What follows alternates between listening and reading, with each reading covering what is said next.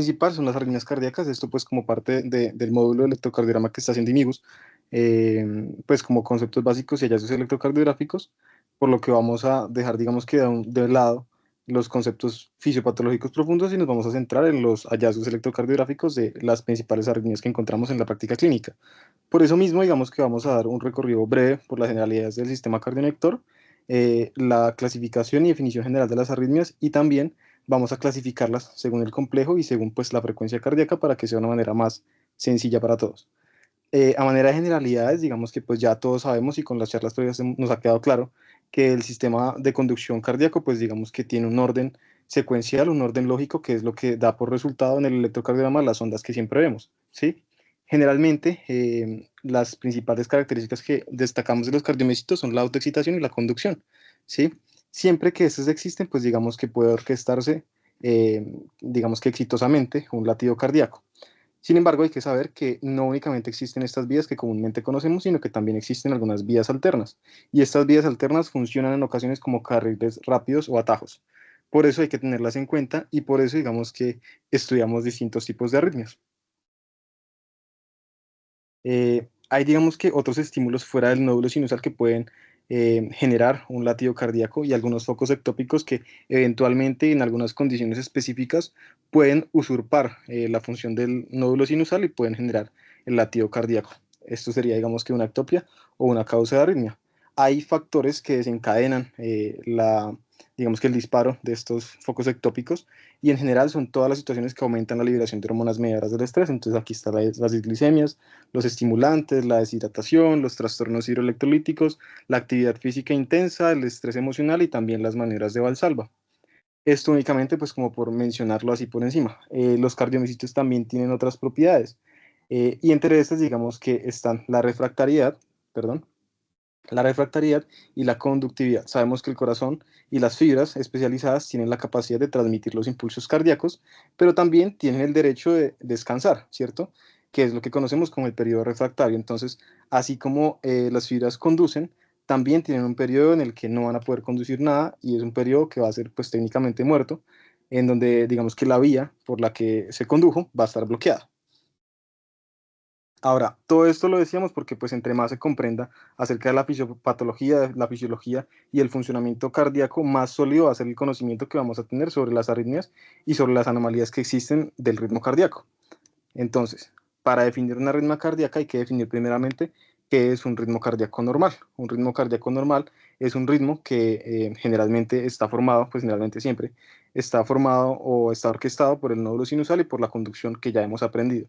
Entonces, cualquier cosa, incluso un retardo de la conducción, puede considerarse una arritmia. Y aquí están incluidos los bloqueos de rama y también las preexcitaciones, ¿vale? Para que exista una arritmia cardíaca deben haber dos factores principalmente, un desencadenante, un foco ectópico como lo hemos dicho ahorita, pero también tiene que haber un sustrato en las fibras cardíacas que hagan que este desencadenante o que este ritmo que es anómalo se perpetúe en el tiempo. Esas dos cosas se necesitan siempre. Los mecanismos por los cuales se forma una arritmia cardíaca básicamente son tres, pero pues digamos que generalmente están asociados todos. Entonces está el automatismo normal alterado, el automatismo anormal, la actividad desencadenada por potenciales tardíos y precoces, y estos dos hacen parte de los trastornos que hacen, pues digamos, la formación del impulso anómala. Pero también hay unas vías de reentrada, ya sean anatómicas o funcionales, que también están involucradas en el mecanismo de las arritmias. Estas tres generalmente confluyen y son las que desencadenan todos estos trastornos del ritmo. Hay dos conceptos importantes, ya pues para acabar esta primera parte, que son los complejos prematuros y los ritmos de escape. Entonces, un complejo prematuro es un complejo que técnicamente no debería existir y que llega antes que una onda P, ¿sí? Entonces es un foco ectópico que se dispara antes del nódulo sinusal, antes de un latido que tiene que ser normal, y un ritmo de escape es uno que llega cuando no hay latido. Entonces, para entenderlo, digamos que son los que comúnmente, los complejos prematuros son los que comúnmente llamamos extrasístoles, sean auriculares o sean ventriculares. Y un ritmo de escape es eso que aparece o ese latido que aparece cuando, digamos que el nódulo sinusal o el corazón no reacciona y es un ritmo que el corazón, digamos que sea, es un latido que el corazón da como salvamento, por decirlo así. Este es un ejemplo de un complejo prematuro, que es atrial, y ya vamos a hablar entonces de las taquiarritmias en general. Primeramente, para empezar a clasificarlas y entender cómo funcionan y cómo vamos a llamarlas, vamos a definir si es ventricular o supraventricular. Esto es muy importante. Entonces, ¿cuál es la implicación de si es ventricular o supraventricular, o qué es lo que nos lo va a decir en el electrocardiograma? Es el QRS. El QRS, dependiendo si es estrecho o si es amplio, nos menciona el origen probable de la arritmia cardíaca. Sea supraventricular cuando el QRS es estrecho, y esto significa que se transmite ese impulso eléctrico por la vía, pues digamos que normal, o si es ventricular cuando el QRS es ancho, que es porque el origen de la arritmia pues está en un lugar de mayor voltaje que tiende a ser los ventrículos. Cuando el QRS es estrecho y ya tenemos confirmado esto, es decir, es menos de 120 milisegundos, lo siguiente que debemos preguntarnos es si el RR es regular o es irregular. Tengo ejemplos de cada uno. Y esto únicamente, digamos que lo podemos ver a simple vista de lejos del electrocardiograma, y si es irregular, vamos a tener tres opciones particulares que hay que tener siempre en mente. Es la fibrilación auricular, el flóter auricular con conducción variable y la taquicardia auricular multifocal. Ya vamos a ver cada una de ellas. Entonces, ya dijimos que el QRS es menor a 120 milisegundos, es decir, es un QRS estrecho. Ya dijimos que el RR es regular. Entonces, si el electrocardiograma no tiene onda P, es una fibrilación auricular y no hay que decir nada más. Si hay ondas F mayúscula, puede ser dos cosas: una fibrilación auricular gruesa o o un flotero auricular con conducción variable. Pero si hay más de tres morfologías de la onda P, eso se conoce como una taquicardia auricular multifocal. Ya vamos a ver cada una de estas. Entonces, en este caso, el QRS es estrecho, el RR vemos que es irregular porque cambia en varias partes, no hay una onda P definida, y las ondas que alcanzamos a ver son ondas F, pero son minúsculas. Esto es compatible con una fibrilación auricular, ¿sí? La fibrilación auricular es, digamos, que la arritmia más frecuente encontrada en la práctica clínica y corresponde a múltiples lugares de microrreentrada que hacen que la contracción auricular sea ineficiente y que en lugar de contraerse, pues digamos que tiembla. La característica principal de la fibrilación auricular es que es un ritmo que es irregularmente irregular. Así es como lo vamos a ver siempre, y es de las más frecuentes, ¿vale? Y generalmente debuta con una respuesta ventricular rápida. Entonces, como podemos ver en este electrocardiograma, no hay ondas P claras, el ritmo es irregularmente irregular, los QRS son estrechos, y esto es una fibrilación auricular. Como pueden ver, hay una irregularidad en los RR, pero esa irregularidad no lleva a un patrón, sino que es totalmente desordenada. Ahora veamos con este electrocardiograma. En este caso, el QRS es estrecho, el RR es irregular también, pero hay unas ondas F mayúscula que podemos ver señaladas con las flechas. Esto es compatible con un flóter auricular, pero en este caso el flóter auricular tiene una conducción que es variable. No es como el flóter típico que vamos a ver más adelante, que es regular. Entonces esta es una presentación del mismo. Este, digamos que también es un ritmo de reentrada, pero es un ritmo de macro reentrada, porque digamos que esto no es para entrar más en fisiopatología, pero lo que ocurre es que la contracción es más efectiva en el flotador auricular, de manera que las aurículas sí logran contraerse adecuadamente, solo que lo hacen de una velocidad desmesurada. Por esto mismo se genera un bloqueo, entre comillas, fisiológico por el nodo, y en ocasiones normales, como se los mencionaba ahorita, el RR es regular. Por eso es que el flotador auricular puede debutar como una arritmia de QRS estrecho, tanto con RR regular como con RR irregular. En el caso del irregular, es con conducción variable, como en este caso, pero cuando es regular, ya la vamos a ver más adelante. Y aquí están los ejemplos. Generalmente se forma un bloqueo que tiene un patrón. Esto solamente es como para conocerlo, pero pues ya saben los hallazgos electrocardiográficos usuales. Ahora vamos con una taquicardia auricular multifocal. En este caso, el nombre nos está diciendo todo.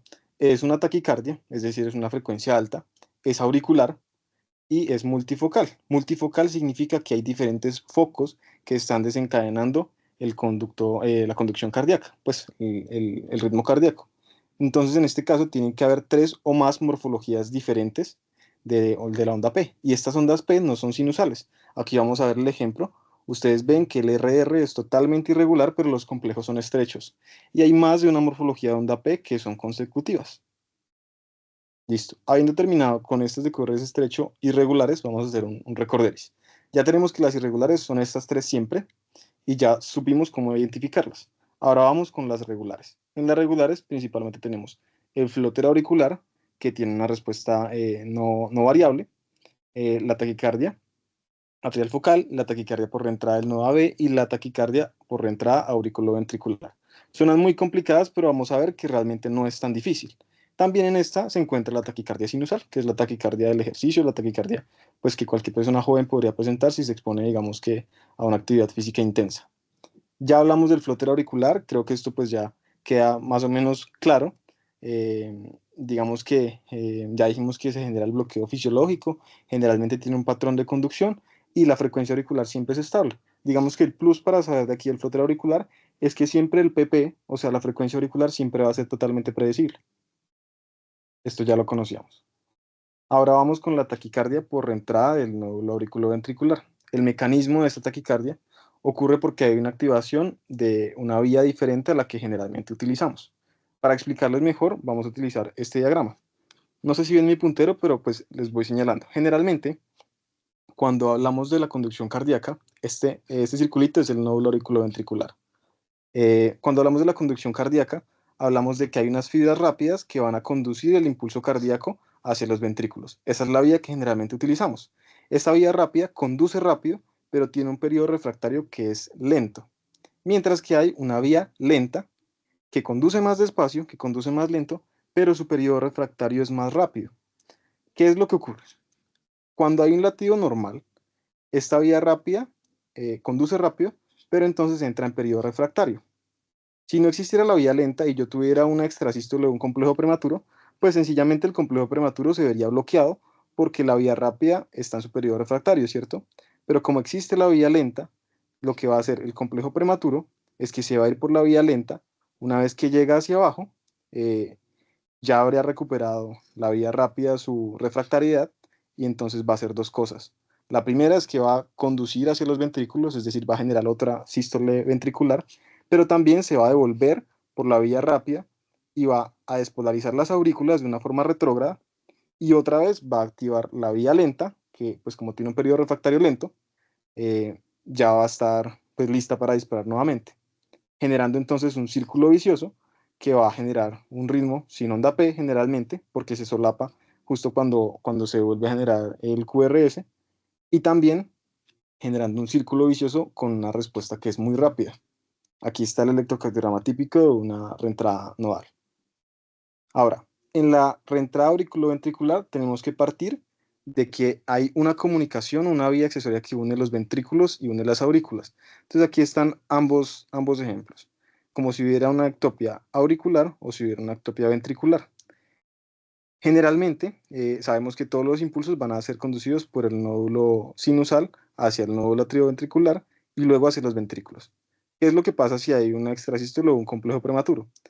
Y si hay una vía accesoria que une hacia las aurículas, lo que ocurre es que si se despolariza un foco ectópico cerca de esa vía accesoria va a viajar a las aurículas y cuando llega a las aurículas va a activar las aurículas nuevamente y va a utilizar la vía del nódulo atrioventricular para nuevamente generar un círculo vicioso.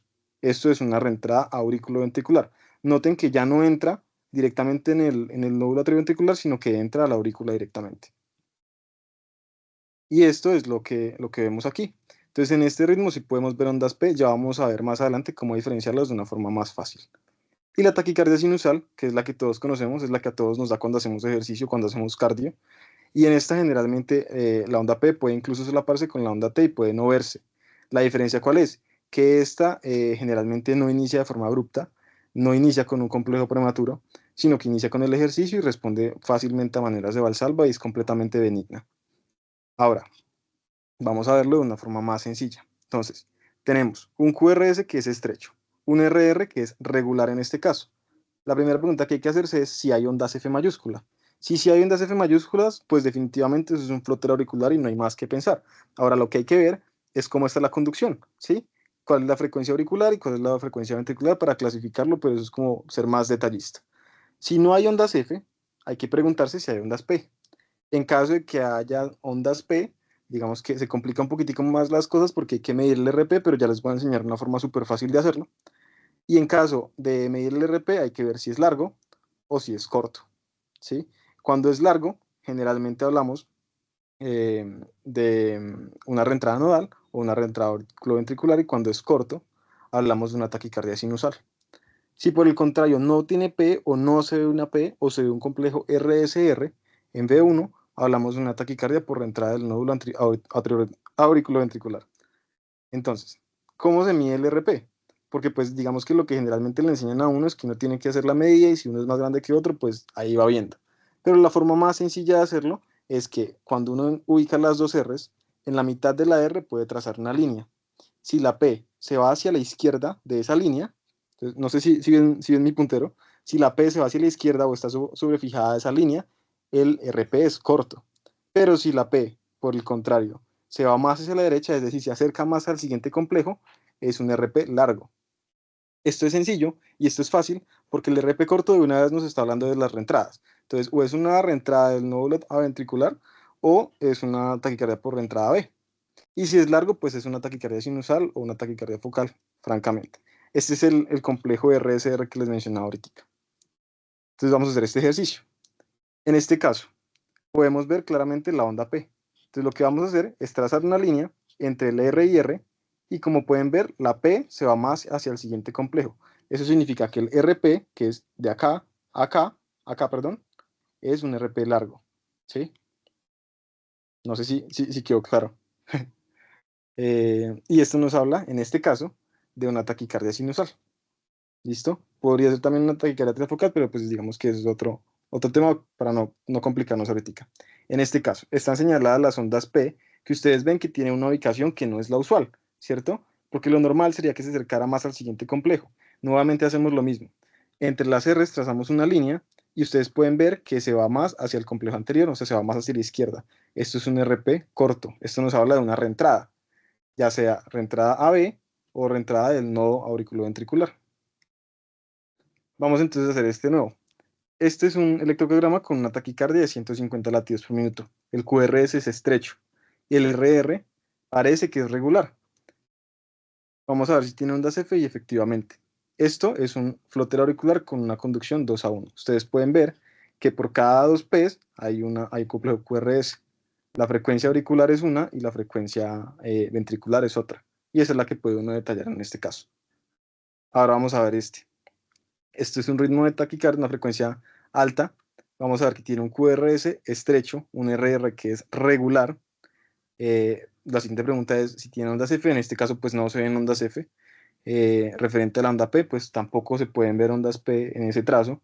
Entonces, en este caso, como ustedes pueden ver, y por la frecuencia tan alta, la principal sospecha es que sea una taquicardia por reentrada del nodo AB o una taquicardia por reentrada auriculoventricular. Este caso es una reentrada auriculoventricular, entonces ustedes pueden ver las P's que están señaladas aquí, que son extrasístoles. Realmente estos son complejos prematuros, porque la onda P real de este paciente es diferente, pero ustedes pueden ver que si hacemos el ejercicio de trazar la línea en la mitad de las dos R's, la P se va hacia la izquierda. Eso nos habla de reentrada. Es una forma muy sencilla de hacerlo. Y ahí están trazadas las líneas. Es una taquicardia de 150, el QR es estrecho, el RR es regular, no tiene ondas F, tiene onda P, pero pues está en un lugar anámolo, entonces vamos a medir el RP. Y en este caso es un RP corto. Es una taquicardia supraventricular por reentrada auriculoventricular. Este caso es básicamente lo mismo. Para hacerlo sencillo, entonces, entre las dos R trazamos la línea y si la P se va hacia la izquierda es un RP corto. Así lo hacemos y aquí está, pues digamos que ya explicado. Es una reentrada del nodo auriculoventricular. Este es otro ejercicio que tenía aquí. Y este caso también digamos que es especial. Fíjense que si bien es una taquicardia, la frecuencia no es tan alta, es de 138, el QRS es estrecho, el RR es regular, tiene una onda P. Como tiene la onda P que está acá, vamos a hacer lo mismo en el RP, pero en este caso el RP es largo, y este RP largo nos habla de una taquicardia sinusal. Listo. Entonces ya finaliza, digamos que el enfoque del QRS estrecho, vamos a las otras arritmias que son importantes, que son las del QRS ancho. En este caso, digamos que tenemos un poco menos, y están las que son regulares y las que son irregulares.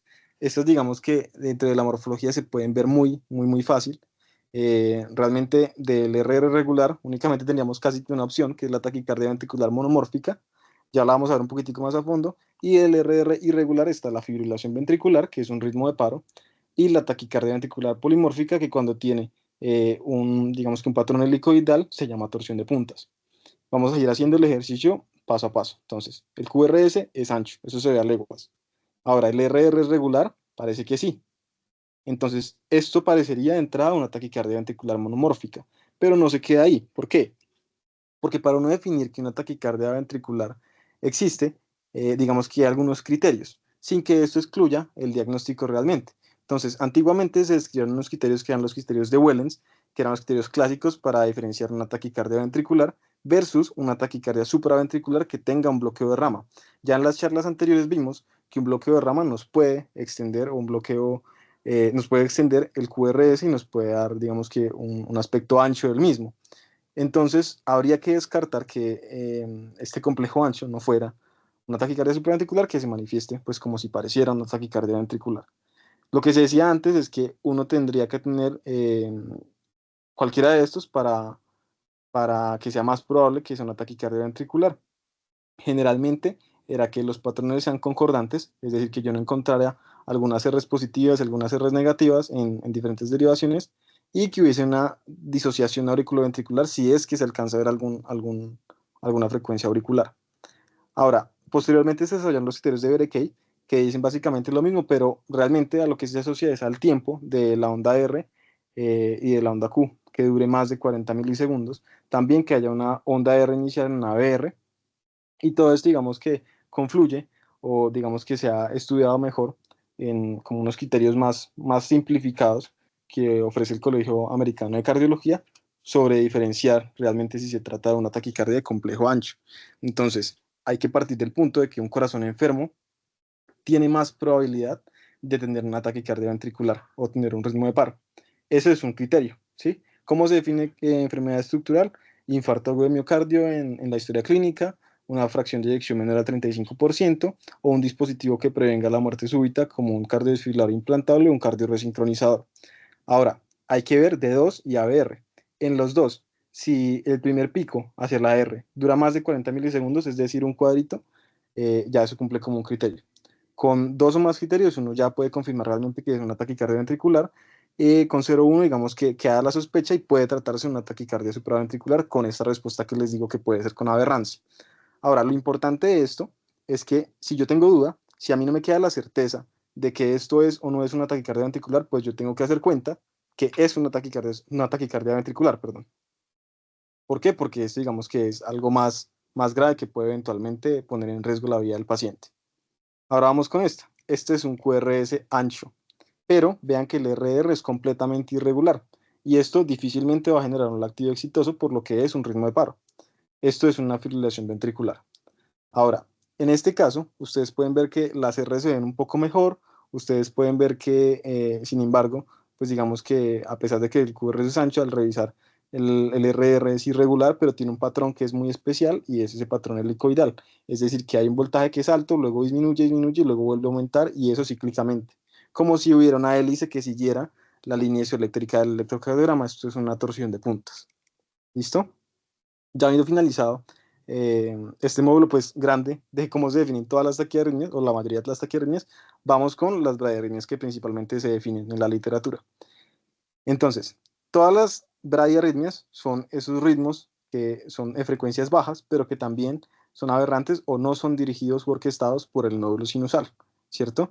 Se definen como una frecuencia menor de 50 a 60 latidos por minuto, dependiendo pues de la edad del paciente, de donde uno lo lea, y generalmente se describe en 5. La bradicardia sinusal, no incluye aquí el bloqueo sinoauricular, los ritmos de escape, los bloqueos clásicos auriculoventricular, segundo y tercer grado, así como sus variantes, los flotter y la fibrilación auricular que tienen respuesta lenta, que también pueden existir, y los ritmos idioventriculares. Referente a la bradicardia sinusal, esta tiene que interpretarse siempre en un contexto clínico. Es lo que clásicamente le dicen a uno, que no es igual un paciente de 70 años que un adulto joven que hace ejercicio, que practica deporte, porque según el contexto clínico yo le voy a dar significancia a esto, ¿sí? Y vean que el ritmo se ve totalmente normal, se ven las ondas bien definidas, lo único es que la frecuencia es baja, pero como es un ritmo que está por debajo de la normalidad en frecuencia, se considera también, digamos que una arritmia. Este digamos que es un poco menos frecuente, es el marcapasos auricular errante, pero para que se hagan una idea así grande, Esto básicamente es la taquicardia auricular multifocal, pero en bradicardia, ¿sí? Entonces vean que hay diferentes morfologías de onda P y que la frecuencia es baja. Eso es lo único. Este únicamente, digamos que queremos es que lo conozcan, más que pues, digamos, sea frecuente en la clínica porque realmente no lo es. Referente a los ritmos de la unión y sus relacionados, vamos a ver que estos ritmos de la unión, que son ritmos nodales generalmente, no tienen una onda P y son lentos porque digamos que la unión em, tiene una frecuencia que es más lenta que el nódulo sinusal, por eso se ve así. Ahora digamos que ya pasando de estos, porque estos son muy poco frecuentes que los mencione uno, se pregunta uno qué pasa con los bloqueos que son más frecuentes, ¿no? Los que siempre le dicen a uno que primer grado, segundo grado, que el MOVITS 1, el MOVITS 2, estos son los 3 grados de bloqueo que son los más frecuentes o los que más puede uno encontrar en la clínica. El primer grado, el segundo grado y el bloqueo AB de tercer grado. Esto digamos que es la misma carreta que siempre habla uno, que el primer grado es esa prolongación del PR, que hay ese un retraso en la conducción, pero realmente alguna literatura no lo define como un bloqueo porque realmente no es un bloqueo porque ninguna P se bloquea, ¿sí? Sino que es únicamente el retraso de esa conducción. Este se ve así. Entonces, fíjense ustedes que el PR constantemente está prolongado, pero siempre la P va a conducir un QRS, siempre. Ahora vamos con el segundo grado. El segundo grado, en el MOVITS 1, tiene un fenómeno que es muy interesante, que es el fenómeno de Wenckebach. Esto lo ayuda a uno a comprenderlo un poco más, porque generalmente el fenómeno de Wenckebach de lo que habla es que las fibras del nodo tratan de suprimir el latido cardíaco. Siempre están tratando de suprimirlo. Por eso es que el PR se va prolongando, y finalmente las fibras del nodo logran su cometido y logran frenar ese nodo, logran frenar ese latido que viene desde arriba. Pero como logran hacerlo, entran a un periodo refractario y por eso es que siempre la siguiente P, el siguiente PR, después de esa P que no conduce, siempre es más cortica porque las fibras del nodo están cansadas y no alcanzan otra vez a prolongarlo. El MOVITS 2, que es esa prolongación progresiva del PR, que esta es la prolongación que es constante del PR y que eventualmente no va a conducir una onda P, un complejo QRS. Aquí están los dos ejemplos. Ya vamos a verlo de una forma más sencilla para que todos lo entendamos. Ahora, hay un subconjunto que es raro, pero que hay que conocer en los bloqueos de segundo grado y que digamos que es un error llamarlos de segundo grado. ¿Por qué? Porque tienen alto riesgo. Y estos son los casos en que hay muchas P's, pero realmente hay pocos complejos QRS. Cuando digamos que esa relación pasa de 3 a 1, 4 a 1, se considera que esto es un bloqueo de alto grado o un bloqueo avanzado. Ya es, digamos que, mala práctica, digámoslo así, llamarle a esto un bloqueo de segundo grado porque es un bloqueo que requiere la colocación de un marcapasos. Viene por último el bloqueo de tercer grado. El bloqueo de tercer grado es un bloqueo que uno ve el ritmo de lejos y uno ve un RR que es regular, un RR que es normal, pero si uno lo ve a detalle se da cuenta que realmente es muy desordenado porque no tiene ninguna relación las P's y el PP con los RR, ya vamos a verlo más de una forma más sencilla. Y el bloqueo 2 a 1 es un bloqueo que es especial, porque en este no es fácil definir si se trata de un bloqueo de tercer grado o si se trata de un bloqueo MOVITS 1, MOVITS 2, porque como únicamente hay una P y una R, una P y una R, pues no hay forma de saber si el PR es prolongado, si se prolonga progresivamente o si es normal. Por eso se define como un grupo aparte. Y este es un truco rápido para definir y para que todos sepamos y nos llevamos muy claro a la casa cómo diferenciar rápidamente los bloqueos. Entonces, primer, segundo y tercer grado. Siempre la primera pregunta que uno se hace es ¿cómo está el RR? Si el RR es regular, de entrada yo puedo descartar un bloqueo de segundo grado. ¿Por qué? Porque los bloqueos de segundo grado siempre tienen un RR irregular, siempre va a haber una P que no conduce, entonces siempre yo voy a encontrar un hueco. Pero, en cambio, en el primer grado y el tercer grado siempre va a haber un R regular, siempre van a haber Rs. Luego, yo me pregunto cómo está el PP. El PP no me sirve para diferenciar los bloqueos entre ellos, pero sí me sirve para diferenciar otra vaina rara que no vamos a hablar ahorita, que son las enfermedades del nodo. Si el PP no es regular, es decir, falta una P o algo me indica a mí que como que el nodo está fallando, pues realmente lo que falla es el nodo, es una enfermedad del nodo. Siempre hay que verificar que el PP en los bloqueos auriculoventriculares sea normal, o sea, sea regular. Luego yo tener estos datos, me pregunto si el PR está prolongado progresivamente o si esa relación entre P y QRS es estable. ¿Por qué? Porque con el primer dato, el RR regular o irregular, yo de una vez me hago una entrada, ¿cierto? Entonces supongamos que yo tengo un RR que es regular. Cuando tengo un RR regular, yo digo o es primer grado o es tercer grado. Pero entonces hay que ver qué relación tienen las P's con los QRS. Si la relación es totalmente armónica, pues yo digo, eso es un primer grado, porque así esté prolongado, siempre la P está acompañadita o siempre precede su QRS. Pero si esto es irregular, pues yo digo, esto es un tercer grado. Y referente a la PR, si hay una prolongación progresiva, pues ya ahí sí diferencio, Movitz 1, pero si es constante, Movitz 2. ¿Listo? Entonces vamos con este ejemplo. El RR en este caso, vean, está señalado con las flechadas azules, es regular. El PP es regular también. Lo que sigue es ver si hay conducción o no hay conducción AB. Pues vemos que si hay conducción AB, ¿cierto? Se ve como que totalmente armónico, que cada P precede el QRS. Esto es un bloqueo de primer grado. ¿Listo? Vamos en este caso. Ustedes ven que a lo lejos salta la distancia, que hay huecos en el electrocardiograma. Hay huecos que no tienen una R que debería estar, ¿cierto? Entonces de entrada yo digo, esto es un bloqueo de segundo grado, ¿sí? Porque el RR es regular. Y ahora lo que hay que ver es cómo está el PP. Y el PP está normal. Vean que las P siempre llevan su frecuencia, ellas van juiciosas ahí. Entonces, la siguiente pregunta que yo me hago es, ¿el PR cómo está? ¿Cómo está la conducción auriculoventricular?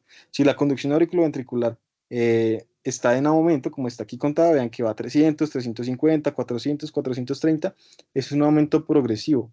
En este caso estamos hablando de un bloqueo de segundo grado, Movitz 1. Vamos a este. Vean que aquí también hay un hueco que se ve de lejos en el electrocardiograma. Entonces, de una vez decimos bloqueo auriculoventricular de segundo grado. Pero fíjense que el PR, ya de entrada puedo decir que el PR es constante. El PP también es constante. Entonces, esto es un bloqueo auriculoventricular de segundo grado, que es un Movitz 2. ¿Sí? Y este es otro ejemplo, que vean que de lejos ese electro se ve bien. O sea, ustedes lo ven desde lejos y el electro parece que no tiene mayor cosa. Ustedes ven el RR y está bien, el PP también está bien, pero vean que esas P realmente no tienen ninguna relación con las Rs. Y esto es un bloqueo de tercer grado, o sea, no hay una conducción auriculoventricular que sea concordante. Este es el último ejemplo que tengo, creo, y es, nuevamente, miramos el RR, vean que se ve más o menos bien, el PP también está bien, pero la conducción realmente no entra. Fíjense que hay unas P que están muy pegadas a las Rs, son PR muy chiquitico, y hay otros PRs que son muy grandes. Esto también nos habla de un bloqueo auriculoventricular de tercer grado, que es un bloqueo completo. Eh, Esa es, pues digamos que toda la charla. Quería saber si hasta aquí ha sido claro y quería saber si alguien les voy a enviar por el grupo de Migus eh, los algoritmos que vimos durante la charla y quería saber si tienen alguna pregunta hasta este momento o si alguien se anima a participar para interpretar este electrocardiograma como con la estrategia que hemos diseñado ahorita, que hemos presentado. Ya les envié los algoritmos por el grupo de amigos.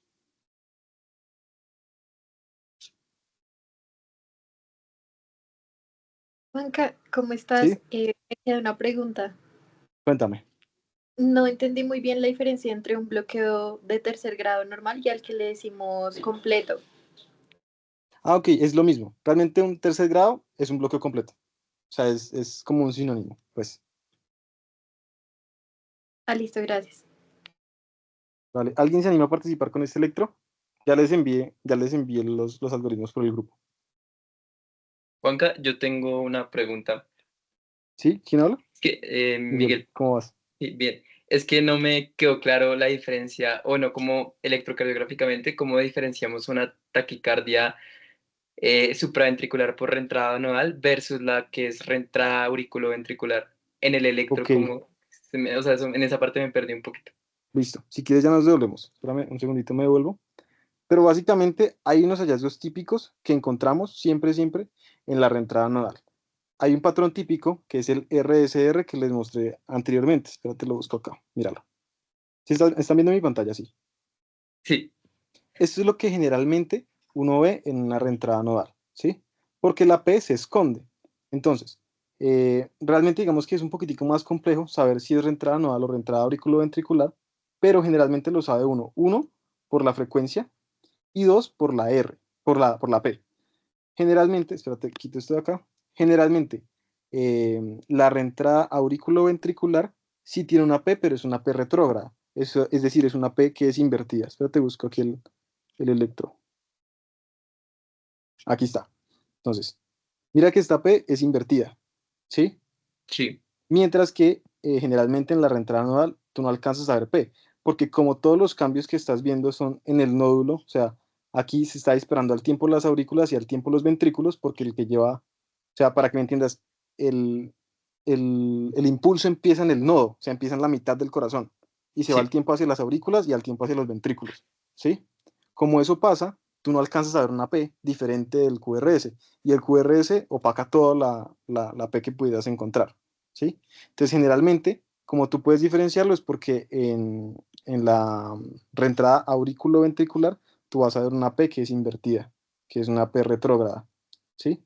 Ya pues digamos que eso difiere si es típica, si es atípica, dependiendo si es ortodrómica o antidrómica, pero digamos que eso no, pues como que no es la competencia ahorita, y pues si la frecuencia es mucho más alta, pues todo este complejo se te va a hacer más chiquitico y te va a ser más difícil diferenciarlo, pero básicamente así es como podrías diferenciarlo. Ok, ¿Listo? o sea, sí, las taquicardias por reentrada nodal tienden a tener frecuencias más altas que las por vía accesoria, ¿sí? Sí, sí, porque Ok. fíjate, te muestro esta imagen.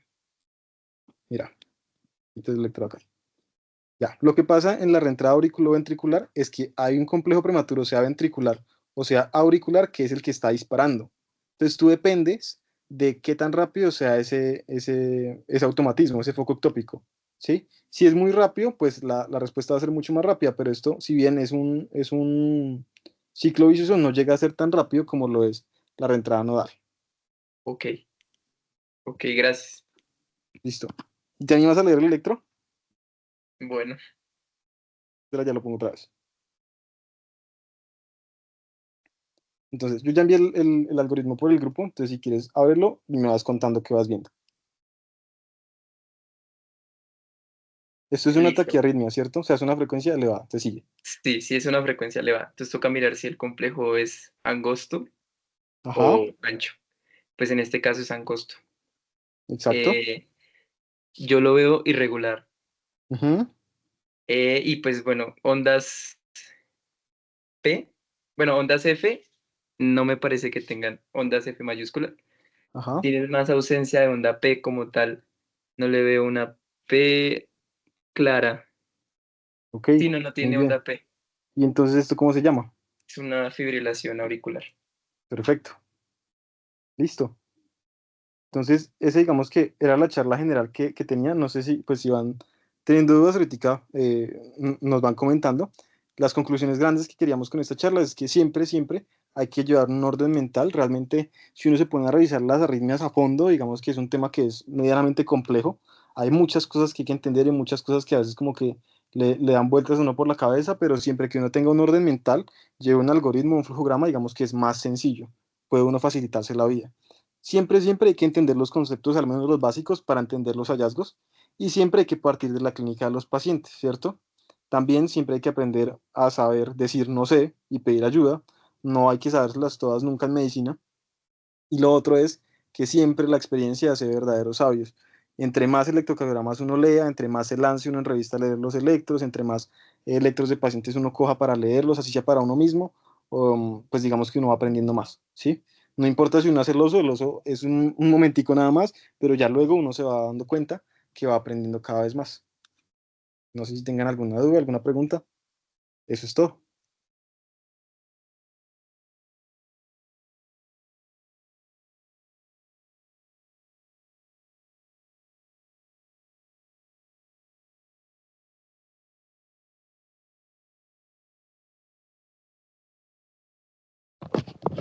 Muchas gracias, Juanca. Veo que no hay ninguna duda. Quería agradecerte, fue muy clara la explicación. Muchas gracias también al doctor Elkin por estar presente. Y espero que haya sido una charla para, pues, como aportar al conocimiento de todos. Me llevo muchas cosas y espero verlos en una próxima ocasión. Vale, muchísimas gracias a todos. Gracias, Juanca. Gracias, Muy Juanca. la charla de arritmias. Excelente revisión. Gracias.